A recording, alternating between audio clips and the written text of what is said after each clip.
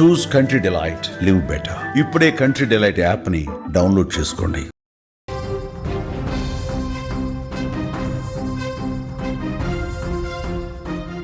గత కొంతకాలంగా తీవ్ర అనారోగ్యంతో బాధపడుతున్న నటుడు ఫిష్ వెంకట్కు తెలంగాణ ప్రభుత్వం అండగా నిలుస్తోంది.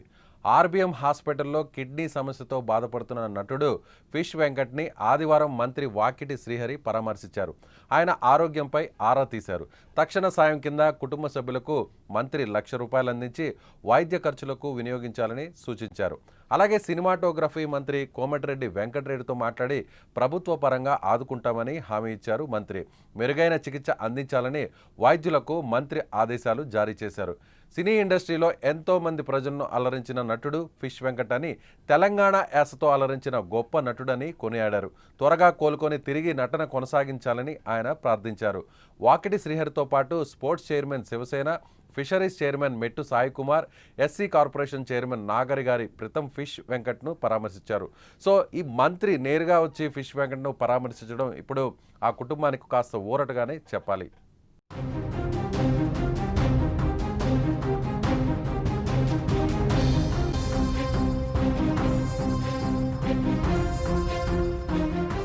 గత కొంతకాలంగా కిడ్నీ సమస్యతో బాధపడుతున్న ఫిష్ వెంకట్ పరిస్థితిని సుమన్ టీవీ వెలుగులోకి తెచ్చి ఆయనకు చికిత్స సాయం అందేలా కృషి చేసింది.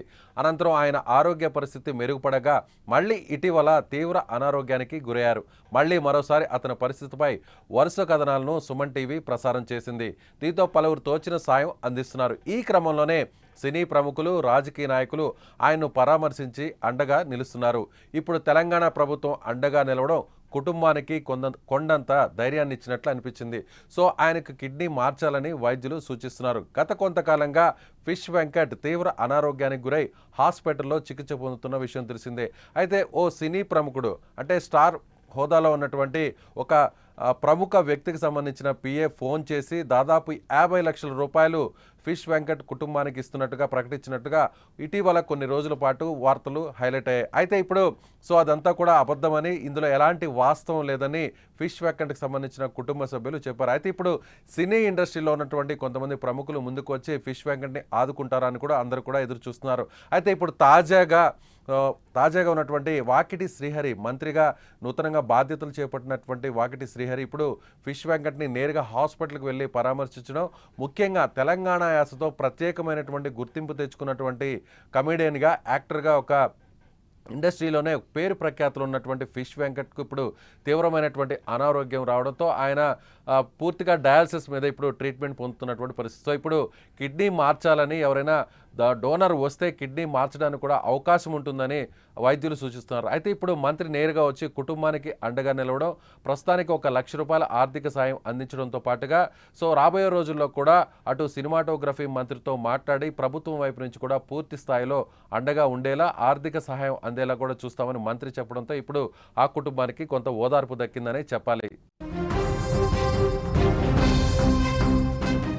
ఫిష్ వెంకట్ గురించి ప్రతి ఒక్కరు కూడా తెలుగుకు సంబంధించినటువంటి సినిమాల్లో ఆయన గురించి ప్రత్యేకంగా ఒక స్థానం ఉందనే చెప్పాలి. ముఖ్యంగా కమీడియన్గా, అలాగే నెగిటివ్ రోల్ ప్లే చేస్తున్నటువంటి విలన్గా కూడా నటిస్తూ విలన్ వెనక్కున్నటువంటి ఒక కమీడియన్గా కూడా ఫిష్ వెంకట్ ప్రత్యేకంగా అందరి మన్ననలు కూడా పొందారు. అయితే ఫిష్ వెంకట్ మాట్లాడేటువంటి తెలంగాణ యాస కానీ, ఆయన చేసేటువంటి కామెడీ కూడా అందరిలో కూడా ఫిష్ వెంకట్ నటన అందరూ కూడా లైక్ చేసేటువంటి పరిస్థితి. అయితే ఇప్పుడు అలాంటి ఫిష్ వెంకట్ గత కొన్ని సంవత్సరాల నుంచి కూడా తీవ్రమైనటువంటి అనారోగ్యానికి గురవడం, ఆ తర్వాత ఆయన మంచానికి పరిమితమైనటువంటి విషయాన్ని సుమన్ టీవీ వెలుగులోకి తీసుకొచ్చింది. సుమన్ టీవీ ద్వారా ఆయనకు కాలుకు ఇబ్బంది, అంటే కాలు పూర్తిగా షుగర్ వ్యాధితో ఇబ్బంది పడుతున్నటువంటి ఫిష్ వెంకట్కు కాలుకు సంబంధించినటువంటి పూర్తిగా ఇబ్బంది అయినటువంటి పరిస్థితి.